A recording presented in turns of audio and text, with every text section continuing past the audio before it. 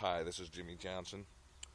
If you're just tuning in to Defend the Wildlife for the first time and you are a law enforcement agent who is trying to screw up Defend the Wildlife, I need to remind you that this is a comedy about a militia.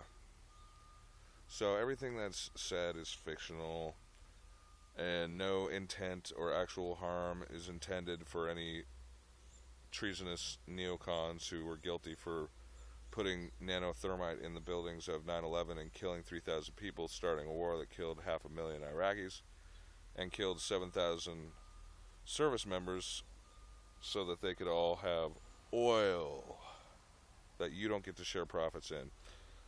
Yes, all of the material that I'm presenting is fictional and comedic in nature, and no actual threats and precise descriptions of battle plans are to be taken literally.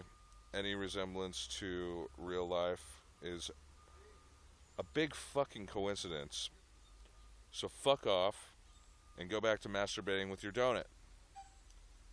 Lame ass copper. Unless you want to join Defend the Wildlife, in which case you should fictionally watch the show.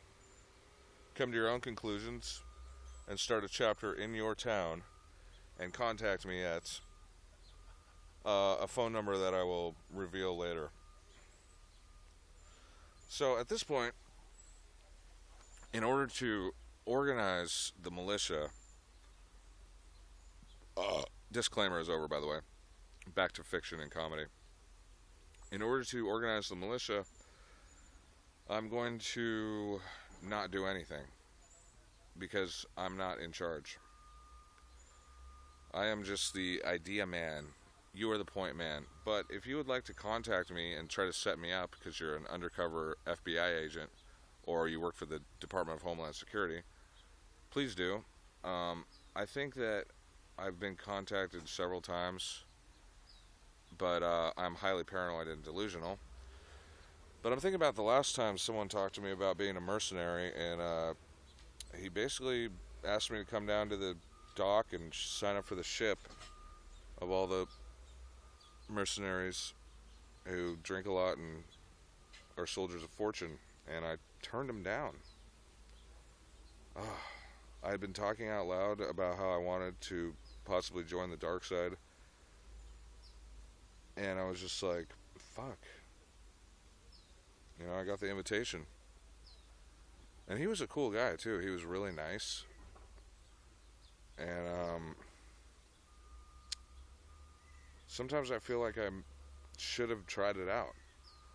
But the real thing was, frankly, I said to him, if you get me drinking and I have guns and I'm stuck on a boat, not a good scene. Because whatever bullshit talk down, story topping coming out of the captain of the ship is happening, and any sit down there over there sissy boy kind of thing might be happening, I might lose my fucking mind and blow his fucking brains out. So that's probably why it's good for me not to drink and shoot. I don't know if it'd be good for me to smoke weed and shoot, considering how paranoid it makes me. Probably be a really bad idea, but at the same time, it might make it good. So, here's a good question. That's something that someone very close to me asked, as I told her all about how these people are guilty of mass murder and they need to die.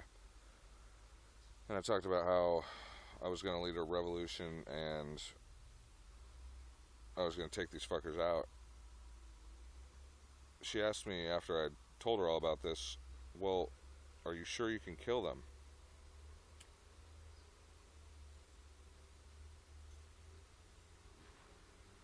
Now, I typically think about putting Dick Cheney's head under the guillotine and pulling the lever because it would be justified.